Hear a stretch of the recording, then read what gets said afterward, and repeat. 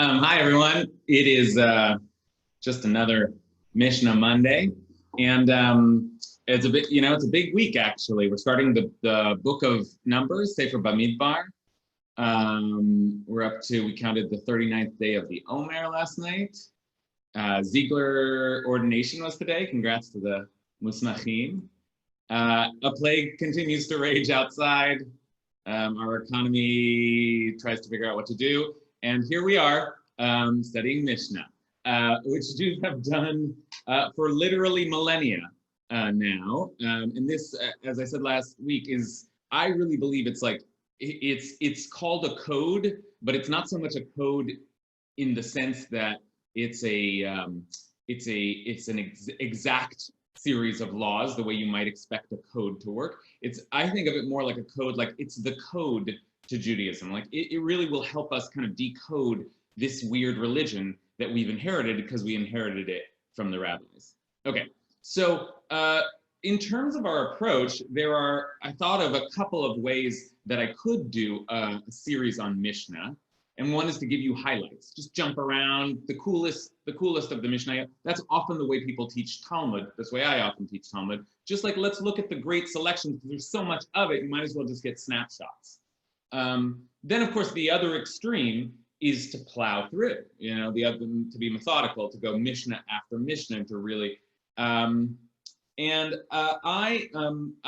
wasn't thrilled about either of those possibilities. The highlights approach, because I really do want you all to get a feel as we meet regularly of like what exactly this corpus is, like what it contains, and what is the structure of it. And I want us to see the structure, and part of the way you do that is to move through it. But on the other hand, a lot of Mishnayot are really, really boring. They're just like, this is, after all, the collection of laws, and they got to be very particular. And sometimes 3 or 4 Mishnayot will just play out various cases of one you've just read. Well, what about if you slightly tweak it this way, or if it's Wednesday instead of Tuesday, or if you're in a tree instead of on the ground? And it's great when you're deep in the study of one subject. But for a daily Mishnah class, if you get one of those, like, well, if you're up in a tree, you do it this way. Like, there's not so much to discuss. It's not so interesting. So what I'm going to do is a combo approach, which is to take highlights as they come. We're going to move through the entire, let's hope that we move through the entire 6 orders of the Mishnah, Shishat Sidrei Mishnah, which sometimes we refer to as Shas, the 6 orders of the Mishnah. And we're gonna, and so in doing that along the way, I'll kind of give us a sense of where we're at, what we're studying, why we're studying what we're studying. But we're only going to look at the good ones. We're only going to look at the ones that are really rich and interesting, and give us a kind of, as I'm suggesting, a kind of a code a clue into what this crazy religion is all about. Okay, so if we're progressing through the Mishnah, well, we started with the first one last time. That kind of no-brainer. You got to look at the first one, and as we saw, it's a pretty rich one. We're now going to turn to just the third Mishnah. We're only skipping one. This makes it feel like, oh, we'll just see every other one, but many times we'll skip entire chapters or entire sections. But in this, first of all, the first Masechet, the first tractate in the Mishnah, is a particularly great one. It's called Berakhot, and it's that word means blessings, and that's because it's about what kinds of blessings you make, which means that it's also kind of about prayer, which is a huge topic, and of enduring spiritual interest, right? As opposed to, in fact, the rest of the Seder, the order that Berakhot is located in, which is primarily about agricultural law and isn't so relevant to most of us, although in some ways relevant again now with the modern state of Israel. But Berakhot, the question that is often asked and easily answered, why is the tractate on blessings start off the whole series on agriculture? And I would ask you to unmute yourselves, but probably nobody wants to unmute themselves just to say the obvious thing, which is that you make blessings on food, and that's the connection, right? So, or you make blessings for having received food, or you pray to God thanking God for food. Prayer is actually considered intricately related to the process of growing food and being sustained, and so that's why it's tacked on there. Having said that, you're also learning something about the way the Mishnah is organized, somewhat chaotically, because it isn't the most obvious association. It's not like, oh, well, agriculture, eventually you got to bless it. Eventually you got to pray for it. Yeah, I see the connection, but it's not obvious. And in fact, when Maimonides reformulates the law in now very precise, much more like a code, like this is the law, one opinion, Maimonides places prayer in a different section than agriculture, because they do seem like very different kinds of laws. Okay, so the Mishnah works that way. It's organized all of Judaism into 6 categories, but of course all Judaism can't be placed into 6 categories, and so we'll sort of see things come up along the way, and that's part of the nature of this discourse. Oh, well, we're talking about that, but in this case, it's like before we even get to talking about that, let's talk about blessings. Okay. So we are going to look at the 3rd Mishnah in that chapter. Do you remember what the first? Can anyone remind us what the first Mishnah was about? What was our topic? Anyone who was here last week? Want to unmute yourself and just remind us what we talked about? The Shema. Thank you, Payam. Exactly. And Payam, if you could, the Shema. And what was the central question that we looked at? Do you remember? Payam? When you say it, I mean, how late into the night you can say it. Great, excellent. The Mishnah sort of oddly opens with the question, when do you read the Shema in the evening? Which presumes all kind of, oh, we read the Shema, right, and it's a prayer, and you read it in the evening. Okay, so there was a discussion, how late into the night can you? And we found through that discussion that we got a lot of different opinions, we got some stories, we started to get a sense of the way these kinds of questions would be answered. Okay, the second Mishnah goes where you would think it to go, which is just, and what about the morning? When do you recite the Shema in the morning? Okay, that's important because here we are, we've been discussing the morning and evening Shema, okay, and then in the 3rd Mishnah, we get to a debate. And in that debate, we are suddenly introduced to the two, what will become the 2 great schools, 2 great academies in ancient Israel, the house of Shammai and the house of Hillel. Okay, so those of you who are in my Pirkei Avot class, some have thought through this a little bit with me before, but these 2 schools are important reference points for our whole understanding of Rabbinic Judaism, because they seem to represent the end of an era and the beginning of a new era. So Hillel and Shammai themselves served on the Sanhedrin, and the ancient court, and they were the sort of like 1-2 position, like one served as the president of the Sanhedrin and one as the sort of Supreme Court judge, but those 2 positions weren't considered one higher. Those were the 2 leadership positions in ancient Israel, and they served in that position, and it is clear that they disagreed on quite a bit, because their debates became recorded. But more than that, it seemed that their debates, they formed entire schools of students around them, and those students debated, and it seems like something happened that created 2 different sort of schools of thought in ancient Judaism, the house of Hillel and the house of Shammai, so much so that they say it was as if there were 2 Torahs. Okay, and that gives you a sense of like just how divided that debate was, and yet at the same time we remember them as the great schools of ancient Israel, and we speak of their debates as lofty, important, holy debates. Okay, so that's Hillel and Shammai, but this is their first appearance, the first thing we see them debating, and to be clear, this isn't Hillel and Shammai, this is the schools of Hillel and Shammai, and as we do, we're going to be introduced to the 2 figures, but also to a new question in the recitation of the Shema. Okay, so that was so now we're going to take a look here now at this source sheet at the first. Let's see, where is it?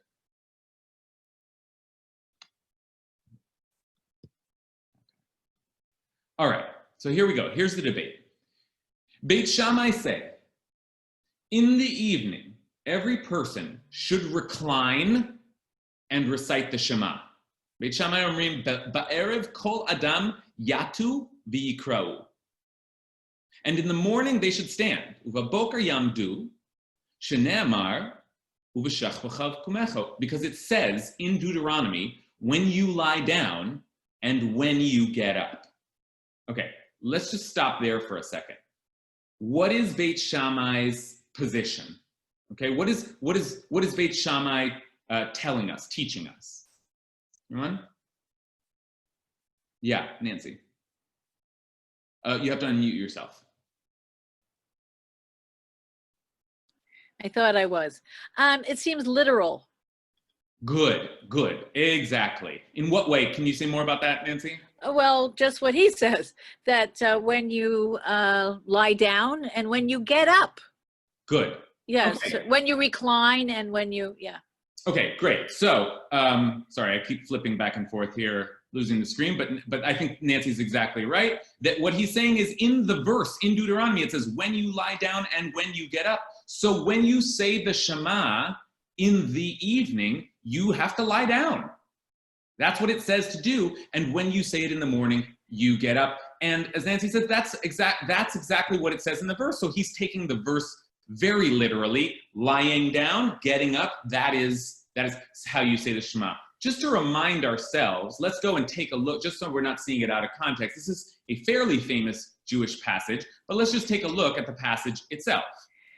Right? Shema Yisrael. Hear, O Israel, the Eternal is our God, the Eternal is one. You shall love the Eternal your God with all your soul, heart, and with all your soul, and with all your might. Take to heart these instructions with which I charge you this day. Impress them upon your children. And then here is the critical verse for us. Recite them when you stay at home and as you walk on the way. Right? Here, and then when you lie down and when you get up. Bind them as a sign upon your hand, let them serve as a symbol between your eyes, inscribe them on the doorposts of your house and on your gates. Great. So here's the critical phrase, recite them when you stay at home and as you walk on the way, when you lie down and when you get up.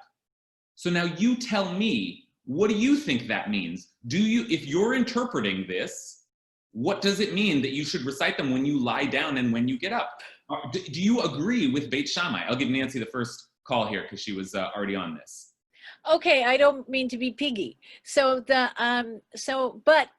like if it's like when you're at home and when you're on your way, privately, and when you are interacting, when you're out, which is not privately.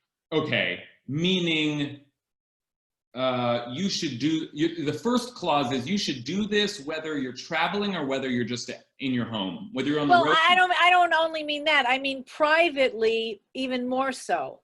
Like it should be part of you, not necessarily literally when you're in your home. Oh, okay. But when your home is you in a way. Okay, so you're being even more. First of all, you're focused right now on the first part of the clause. When you recite them when you stay at home and as you walk on the way. You're saying even that I wouldn't take literally. I would take it to mean something symbolic. Great, yeah. So you're doing the kind of like choice making that I want us to think through. But for the moment. Oh, okay. For the moment, okay. No, it's fine. For the moment, I want to just focus on when you lie down and when you get up. So what about that? What does that mean? Does it mean that you have to be lying down and getting up? No, it means in the evening, at the end of the day, you're praising, your whole connection to being God. And so you're bookending the day. You're bookending the day. At the beginning of your day and at the end of your day. Yeah, and when you lie down and when you get up is just a way to signal the bookends. Okay, what do other people think? Is that do people agree with Nancy, or would you be inclined? I mean, look, it's the Torah, it's the sacred scripture. Like, how would you read when you lie down, when you rise? Does everyone agree with Nancy so far that it actually just means beginning of the day, end of the day? And I'm speaking to people who actually have already inherited a tradition, so in a way, it's a biased crowd. But just look at the words and what do you think, Paula? I saw you had a hand, and then Payam. Hi. Yeah, no, I agree. I think I would focus on the word when rather than the action. I mean, it's a time of day rather than the action of lying down. When you lie down, right? When you lie, that's okay, great. That's like a time. Time reference rather than Payam. That's great. That's a good argument. Payam. I think the whole thing just means always, because if you read this and you read the other part, it just incorporates everything. So it's a poetic way of saying always. Okay, that's perfect. That's a perfectly good read. Like all the time, whether you're out, whether you're in, whether you're up, whether you're down. Okay, great. That's let's see, Noah. I agree with Payam. I was going to say roughly the same thing. Nice. Okay. So you can see we're not being as literal as Shema. In fact, some of us are being not. Some of us thinking this is all as kind of like poetic or symbolic instruction. Michelle, I'll take one more comment. Michelle, what do you think?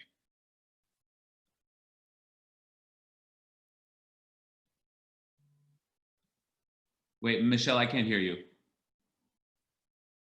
Michelle, Michelle, will you unmute? I was trying to unmute, so I may have confused you. Oh. Go for it. You're good. Okay.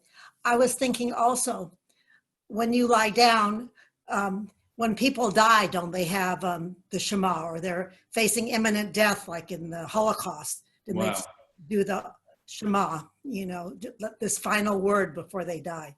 Wow. That's very powerful. And it's true to practice. And yeah, you could read that also to be like when you are fully alive, present, risen, and when you are heading towards your final resting place, right? So great. So we're in some ways, we've already proven the point of this Mishnah, which is that as you'll soon see, we're Jews and we are interpretive people. We don't take things exactly. We're not literalists. Okay. Now that was the word that Nancy used, and I want us to keep that in mind, because that's gonna be one of the central questions at issue here. Is how literally do we take Scripture? So let's take a look at Scripture, the Torah itself. Let's take a look at Beit Hillel's position now, okay? Which is, not surprisingly, will be less literal, right? So Beit Shammai said, in the evening every person should recline and recite, in the morning they should stand. And Beit Hillel say that every person should recite in their own way, as it says, uvalechtecha b'derech, as you walk on the way. Okay? Well, why then, if as you walk on the way, according to Hillel, means however you are, wherever you are, right? Which actually echoes some of your interpretations, though they're reading it into the verse as you walk on the way. So any old way that you walk, that you go in the world. Why then, Hillel, does it say when you lie down and when you get up?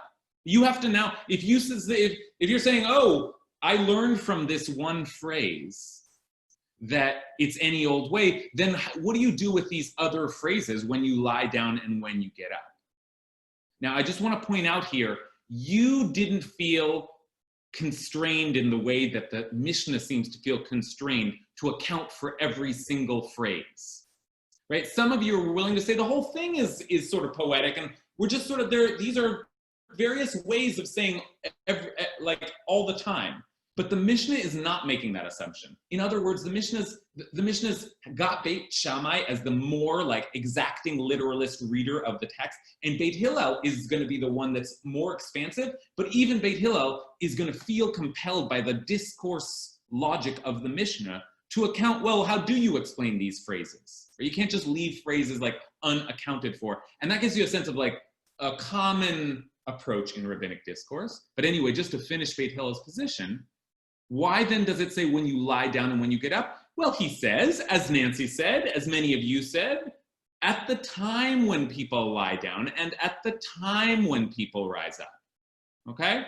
So there you have it. Beit Shammai says you got to actually lie down in the evening. and get up in the morning, be standing up in the morning. Though I will just point out, it isn't then clear, if we're like accounting for how you learn everything, it's not even clear why according to Beit Hillel, you would say it in the evening and in the morning. He sort of slips that in. But if it's really just about standing and sitting, you could be even more literal and say it has nothing to do with the evening and the morning. But okay, I just want to like clarify that Beit Shammai snuck something in there too. But according to him, morning standing up, evening lying down. According to Beit Hillel, the whole thing, is just teaching you, say the Shema in the morning, say the Shema in the evening. Okay? Now, which of those positions is the one that we practice?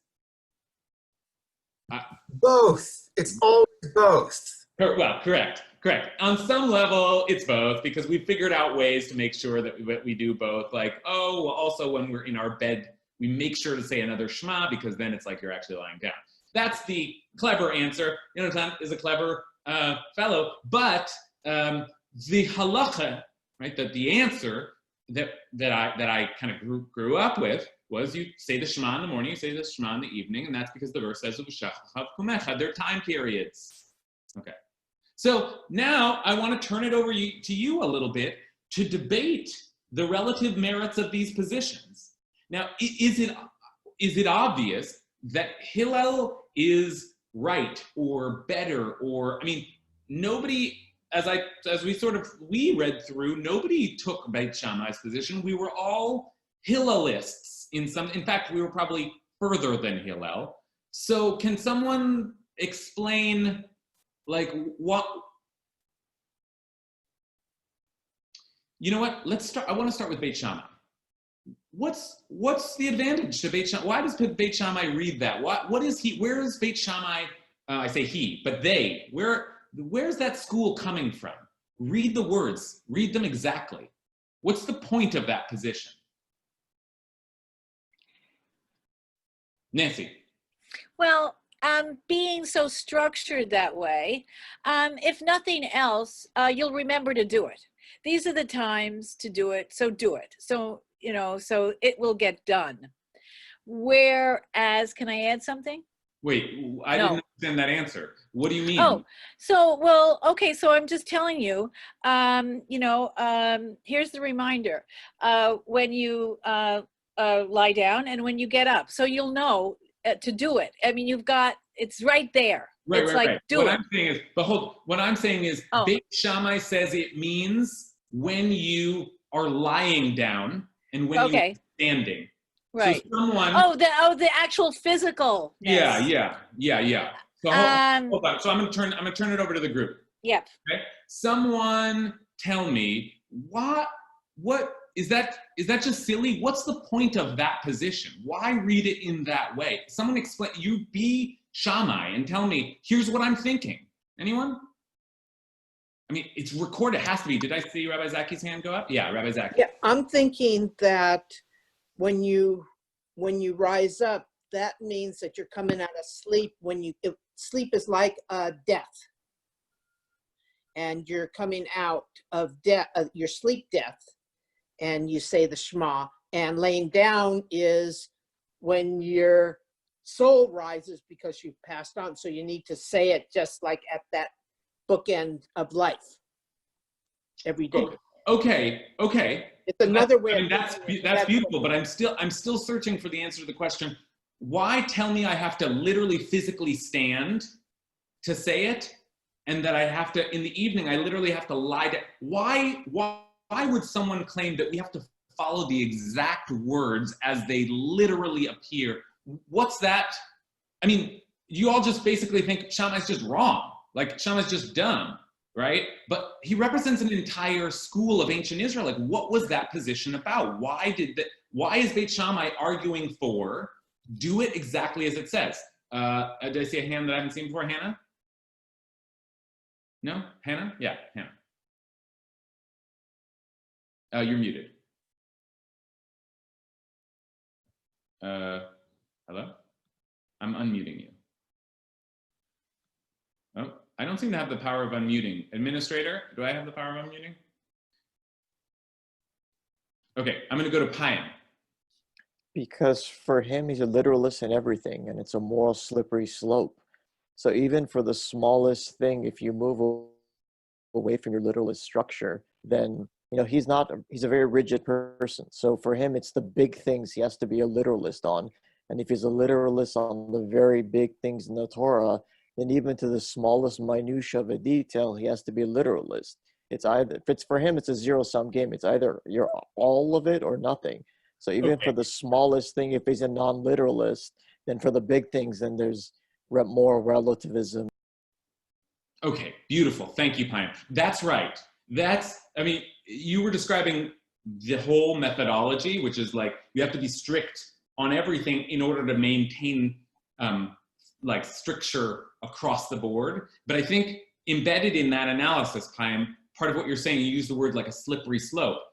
The approach is you can't just say, oh, we all know this text means this, because you put yourself into interpretive mode where you can sort of say whatever you want about the text, right? Like you start saying like, oh, it's not really lying down. Then eventually you're saying like, it's not really worshiping idols. It's not really violating the Sabbath. This is not really treif.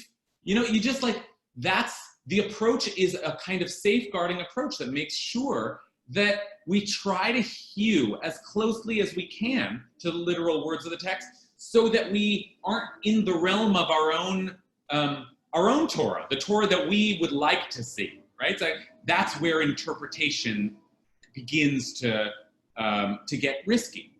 Okay. Anyone else want to add to that?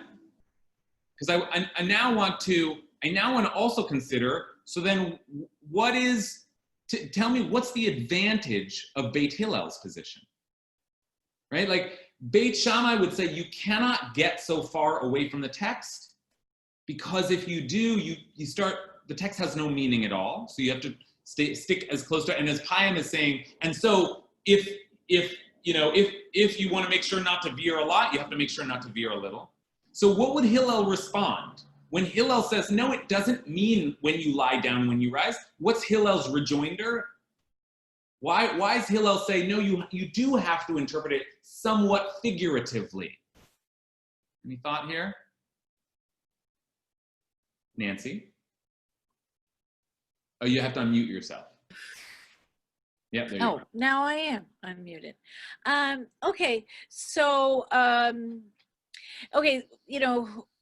one idea is just that, again, aside from this is, really strict and literal, and, it's not for each person to interpret it. The other thing is that, in a sense, lying down and standing up is sort of all-inclusive as well. It's basically the two basic postures. There might be variations of that, but in all things, to worship God. And so okay. There's that. Yeah, that makes sense. I mean, there's that. It's just as like, that's kind of, it's not a bookend that what we do, it's all inclusive that way. The other thing too is that not Beit Shammai, but that when we lie down, when we get up, covers the last thing before you lose consciousness, and the first thing when you regain consciousness. Great. Every day. That is where we should be. I love that. Okay, I love that. Yeah. That's another way of making meaning of getting up and right. Maybe we have lost. Okay, so this is Payam's approach was, let's make sure not to get too interpretive or we take the Torah into our own hands, right? Nancy's saying, and we might lose something. Maybe the verse is saying like, sometimes say Shema like this, and sometimes say Shema when you're lying down. And those are bodily experiences that are powerful, that you should know. And the first moment that you stand up in the morning, that's what's critical. It's not just opening maybe there's something in here for us that we're going to lose, and we're just like, no, it's just the rough times. Okay, Yonatan? One of the things that's remarkable to me here is that actually Hillel does not make an intuitive argument or a rational argument. He makes a textual argument, right? He does engage the same sort of debate that Shammai engages and he says, oh, this all comes from uvelechtecha b'derech, right? Do it in your own way. Right. That's right, Yonatan. That's right. It's quite striking. Hillel, as I said, is not saying, listen, it's all poetry. Hillel is saying, I hold when you lie down and when you rise, not because you're being too literal, but because I read this verse, uvelechtecha b'derech, to mean you do it in your own way.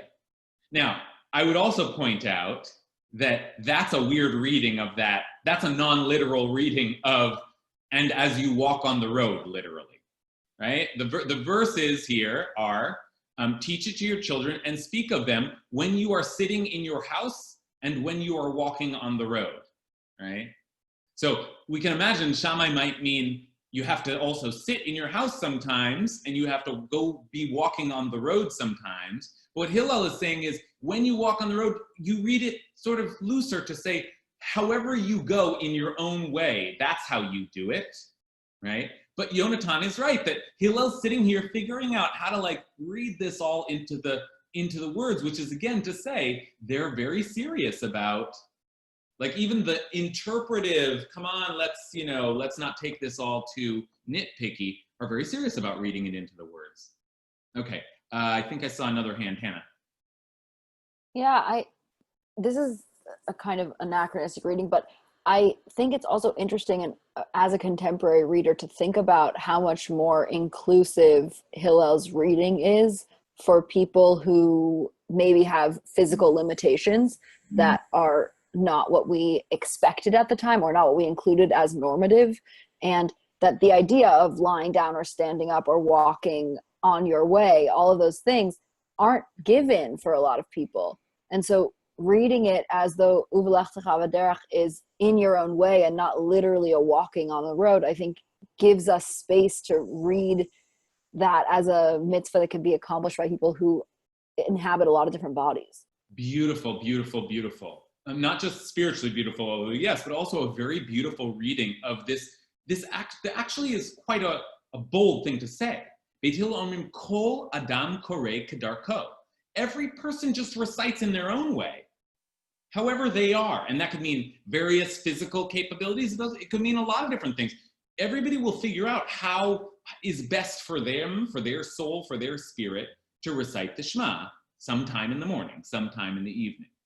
Right? Although it is also true, right? The Hill is not saying everybody just literally figures out their own way and do it whatever time you want. No. You still have some rules. You have to recite it in the morning and in the evening.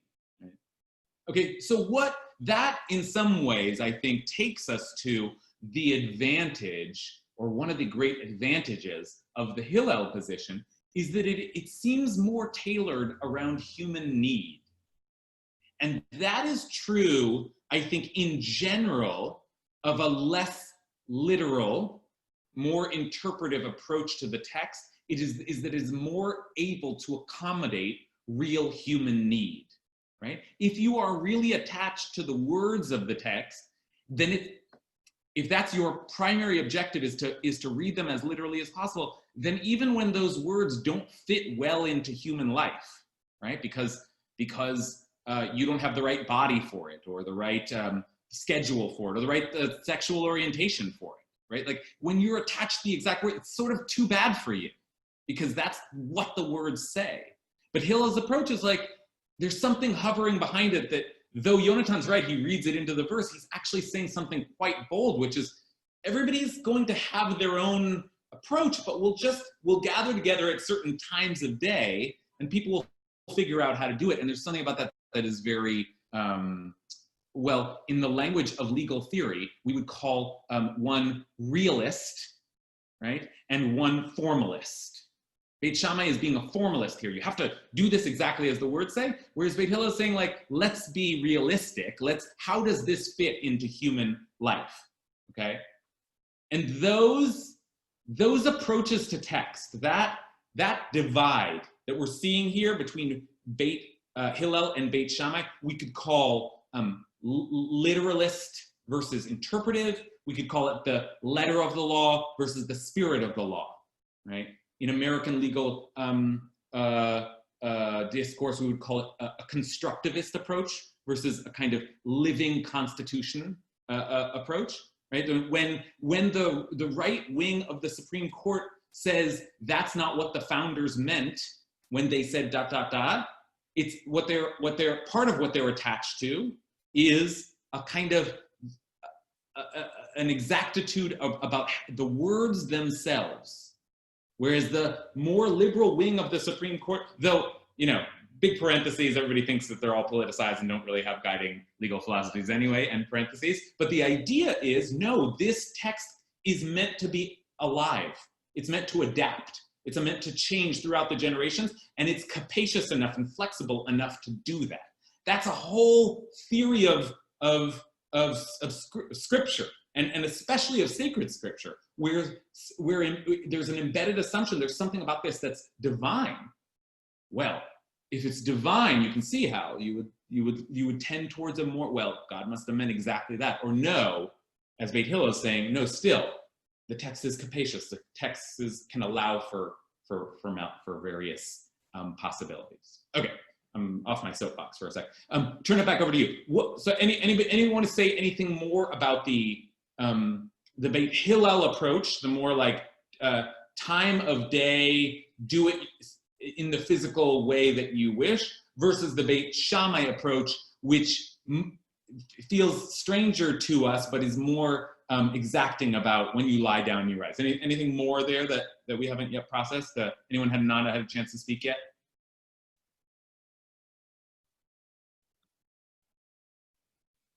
Okay. I want to say this is a big thing that we've come to. It really has a lot to do. You see this divide in religious life all over the place. Like this is like.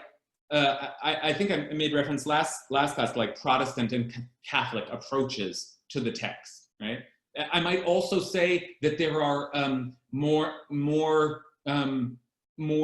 formalist and more interpretive approaches in Islamic legal interpretation, and of course in Jewish legal interpretation, not just in Beit Hillel and Shammai. That's what we think of as the debate between the Pharisees and the Sadducees.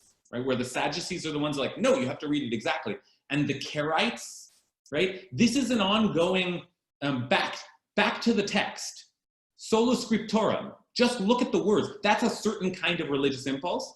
And I think Payam articulated well the logic behind it, which is like, you just start getting interpretive, you go anywhere, you lose all sense of meaning, right?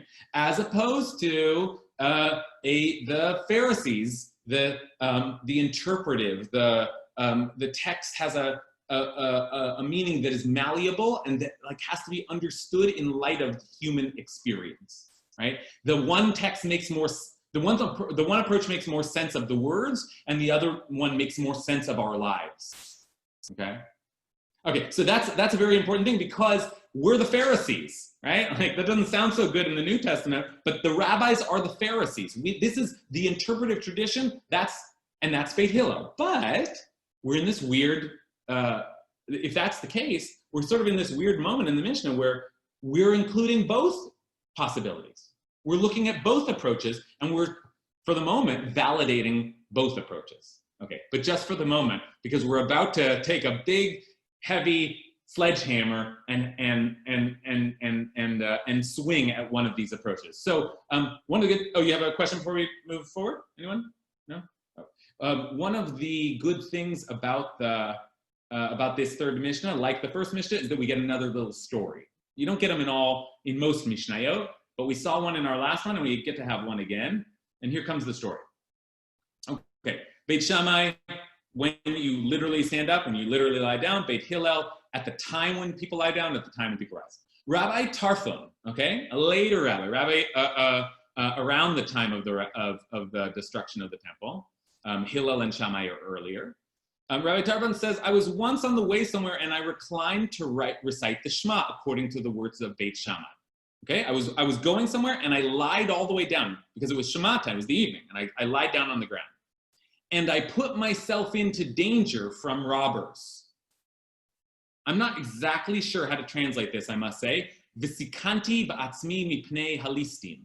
it's not clear to me whether the robbers attacked him or whether he's just saying, it seems actually a little more likely that he's saying maybe he saw some robbers, or right, they wandered by and he realized he was in danger. And the reason that I think it's more that is because the response to him, I think, presumes that he wasn't in danger, but he should have been. Listen to this. Amru lo, they said to him, you kedai ha'ita lachov ba'atzmecha she'avarta al divrei Beit Hillel. You would have deserved to come to harm, right? You would have deserved to be punished because you acted against the words of Beit Hillel. Okay, that's essentially you deserve to die, okay? Because you acted against the words of Beit Hillel. So, okay, what's the point? Before we get to their very strong statement, you deserve to come to harm, which I'm not sure ethically I can abide. Before we get to that, what's the point of this story? Rabbi Tarfon said, I was once on the way somewhere. We just heard this debate. We didn't settle the debate. We heard a debate, and Rabbi Tarfon says, I was once on the way somewhere, and I lied down to recite the Shema, and I put myself into danger from robbers. So Rabbi Tarfon, what's the moral of the story? Give me your takeaway. What is Rabbi Tarfon teaching us? Oh, I see. Noah's got a hand up. Are you speaking to this question now? I am, Rabbi, but I don't have an answer. I have a question. You can tell me what you'd like to punt. Yep. It's just about who the they is in this text, right? Who do we imagine responding to Rabbi Tarfon here? Great question. I was gonna hide that question for a little longer, but you're too smart for me. That's a key. That's just a very key piece of all of this. Who is this? Who is this? Right? This is what the house of Shammai believed. This is what the house of Hillel believed. This is what Rabbi Tarfon believed. Who is this? Who is this? And it's a great question. And the answer is we don't know, but whoever it is, it represents a kind of narrating voice. Now, even this is complicated. It's not necessarily the people who said that who are the narrating voice.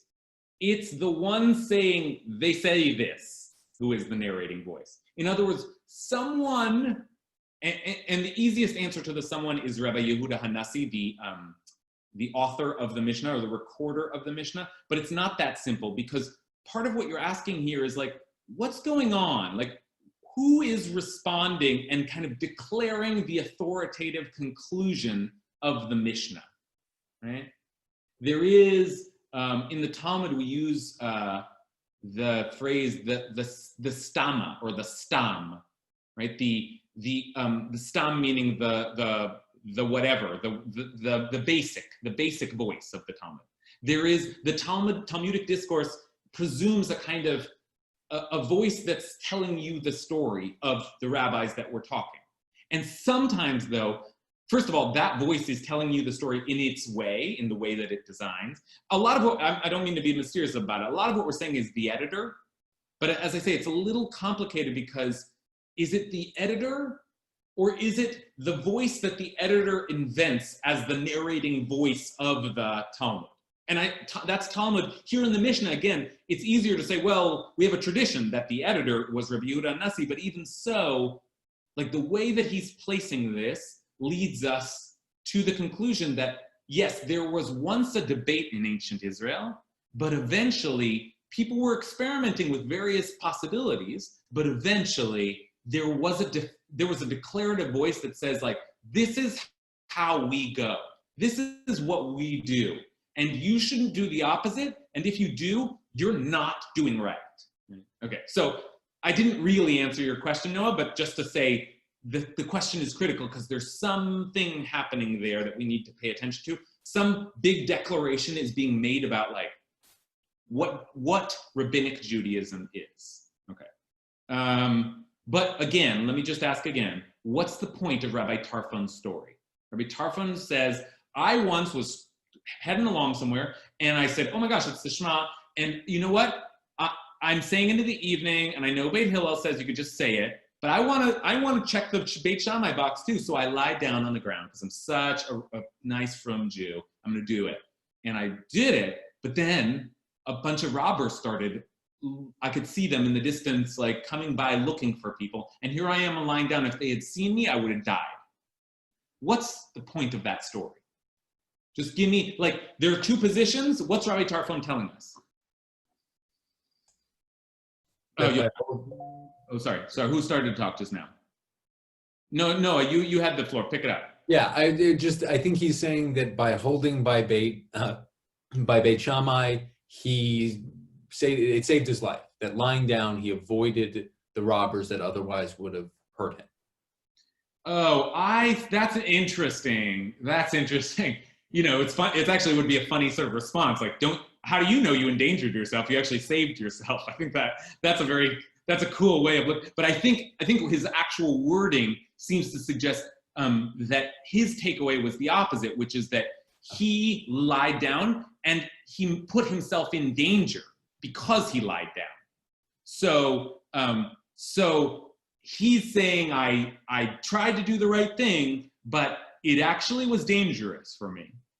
Now, I don't know if he's saying, so everyone, has he concluded, don't hold like Rabbi, like the house of Shammai? Or if he's just saying, wow, I tried to do the right thing and it didn't work out. What's going on here? And then the voices come in and like, you deserve to die. You're so stupid, right? So let's see. What do you think? Yonatan's got a hand. Oh, Allison, can I go to Allison? I haven't heard you yet. Yay. I think he's saying, look, this isn't practical. I almost endangered myself by doing this. And then maybe when those other voices say, you deserve to die, what they mean is, well, like, yeah, no shit. Like, maybe, like, you should have thought practically in that moment. It's stupid to blindly follow the laws like that. Right, I think that's right. And it actually softens their comment a little bit because they're not saying, we think you should die, or how dare someone who doesn't follow Beit Hillel deserves death, but just like, are you an idiot? Of course, yeah. Like you would have deserved, if they had gotten you, you had it coming because you lied down on the ground. Like, we've got the position of Beit Hillel. It makes sense. If someone doesn't use that position, they're just asking for it. Mm-hmm. Right? Okay, great, well put. Yonatan? I think this story and the comment after it are really crucial in performing one function, which is that the rabbis have a tendency to want to satisfy all opinions. And supposedly in this case, we can do both. We can satisfy Hillel and Shammai if we just do what Shammai says, right? It doesn't seem to contradict what Hillel says, but this crowd, whoever it was that spoke to him, says, you contradicted what Hillel said. There's some invisible contradiction here. That's right. That's right. I think that's well said. In other words, why not? And Yonatan says, right, there is a kind of religious impulse that exists to like, check all your boxes. Look, these were both esteemed schools. You could actually just do both. What's the big deal? And that's what Rabbi Tarfon maybe represents, is someone who's just wants to make everybody happy, do everything right, be as firm as possible, right? And that's possible. There's no problem there. He did not actually violate the words of Beit Hillel. But he did in a way, because part of what Hillel seems to be saying, we realize, is don't do something that is contrary to the norms of your way, of your being, of what makes sense for you in that moment. Don't lie down if you're like out in the middle of nowhere. That's not the point of when you lie down and when you rise. The point of that is just make sure you do it sometime in the morning. So if you get so attached to the words, it's not just that you're also following the opinion of Beit Shammai, but there's something about that at least this voice is saying, like, that's what was the whole point of the school of Beit Hillel, is not to get so obsessed with the words that you end up doing something stupid that makes no sense in real lived experience, right? And that's not who we are. That's not what, now this is a big moment. It comes in the third Mishnah, right? It's a big moment. Here we set up these two ancient schools of Israel. I remember I said last time, part of the point of the Mishnah is we record both opinions. Part of the point of rabbinic discourse is like, its debate will include even opinions that we don't hold by. There are lots of different ways of looking at this. This was like the two great figures of ancient Israel. Like, we don't just so easily cast that aside. And yet, the strong voice at the end of this Mishnah is, fundamentally, we're going to go like Beit Hillel. There's been this huge split, and we're going in the direction of interpretive, of realistic, of the spirit of the law, of the living document of the Torah. We're going to go in that direction. And indeed, as we move through the rest of the Mishnah, we will see that Beit Hillel's position tends to be accepted as the normative position again and again. And we are Hillel rabbinic Jews as much as we are rabbinic Jews. That's the way the tradition went. So we're seeing something really important happen here, and it's not just a picking one person. It's a picking a whole approach to, like, rabbinic Judaism is going to tend to be more interpretive. Though, as some of you have pointed out, we're still going to be attached to the words. We're still going to be sensitive, I think, to some of what Beit Shammai represents. Okay. All right. That's a bit of a summary. Now, sort of closing thoughts. Bob. Yeah, if you could pull up the words again, and maybe this isn't too different from what other people were saying, but I'm noticing in the one paragraph under Beit Hillel, it says, "and as you walk on the way," and then with Rabbi Tarfon, it's once again, he was on the way somewhere. So it's coming back to this, as you walk on the way. So there was maybe no reason to recline. And I think feeding back onto what other people were saying, that he was trying to have it both ways, he reclined anyway, even though it wasn't necessarily the time to recline, but he was thinking, oh, I'm on my way, and when it's the time to recline, I'm not going to be ready, so I'm just trying to do everything. And so that was where he ran into problems.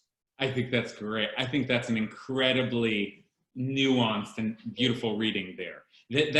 I think Bob's exactly right, that there's got to be some play here on the fact that Hillel's proof text for everybody doing it their own way is Uvelech Chabaderach, and when you walk on the way. And then Rabbi Tarfon is going on the way. So now there are different ways you could think about that. Like, I think Bob was saying he's already doing it in the manner of going on the way, so he doesn't have to worry about these other, or that is to say, he's on the way echoing Hillel's opinion, which is that you do it in your own way. Like, there are lots of different ways of looking at how his journey on the way should indicate to him that he doesn't need to be lying down. Right? Like, maybe you only lie down when you're sitting in your house. Then maybe, and this is not like, you could entangle this in all kinds of, then maybe that you lie down, but when you're on the road, you do what's right for the road, right? So I'm both like harnessing what Bob's saying and then teasing it out in lots of different ways, because I think there's definitely an echo here. And there's something about Rabbi Tarfon's being on the way that I think makes it seem even sillier that he lied down on the road, and part of that is that he missed some connection that Hillel was offering. Okay, other thoughts? Let's see, anyone not spoken yet? Arlene. Gonna have to unmute. I think what it's saying too is this idea that what you were saying, but also it's like Hillel, it's your own way, not to take things literally, and to do your own safetying in your own surroundings. You need to know when you're safe and when you're not safe. That's right. That's exactly right, Arlene. There's something, it isn't a random example. It's an example which suggests that for the sake of the preservation of human life, we certainly have to understand the law in a way that safeguards that life. That's they don't state that principle here, but it seems implicit. Part of what it means to come up with a capacious, a living, a realistic understanding of the law is the law cannot endanger your life. That would, if the law endangers, and this may be a proof text that That's part of the problem of Beit Shammai. You get so attached to the words, and then like suddenly you're traveling and it doesn't, or you have to lie down on the ground. Yeah. Okay, great. Let's see. Leah. Hi. I was thinking about the spirit of the law versus the law itself. So maybe the idea is it's supposed to be just taken so literally, but in practice it doesn't make sense. You go with the spirit of the law, kind of like we have in a lot of things in Judaism. Yeah, that's right. That's right. I think this is a moment when we're sort of, it's complicated, right? Because it's a moment where on the one hand, what we're saying, what the Mishnah seems to be saying is, we're about the spirit of the law, not the letter of the law. But at the same time, for so many reasons, that's not really fair. Because on the one hand, like we're recording the letter of the law position and tangling with it. But also, as some of you, as Yochana and others have pointed out, Hillel is interested in the letters of the law. And in some ways, part of what he's saying is like, it's not the correct literal interpretation of the verse to say you have to be lying down. And this gets into, I think, a sort of philosophy of language, which is that, or even truth itself, which is that truth is not literal, right? The correct reading of a text is not the one that takes every word, defines it precisely, and just comes to the logical conclusion, right? The correct reading of a text is one that sees the truth of these words, but in the context of how we live, how we experience life, right? And that, as I said, that's a debate which plays out through religion. It plays out in Western philosophy, right? Analytical philosophy is like about the precision of the words. Continental philosophy was about context and perspective and subjective experience. Lots of ways that these sorts of impulses play out in human thought, but it's a very, very big deal that we, as a tradition, even as we consider both of them, are sort of nudging ourselves in the direction of contextualism, realism, spirit of the law. Okay, I think we should stop here. We're at 1 o'clock, but glad to be taking this journey with you. If you stick with me here, we're gonna keep moving forward. I promise you highlights, but I think we'll encounter them in an order that will start to make sense of the whole picture of the Mishnah. Have a wonderful Monday, everybody. If you wish, tomorrow I'll be here teaching Parsha at 12 o'clock. Thank you, Rabbi. Thank you, Rabbi. Bye. Yeah, pleasure. Bye-bye. Bye.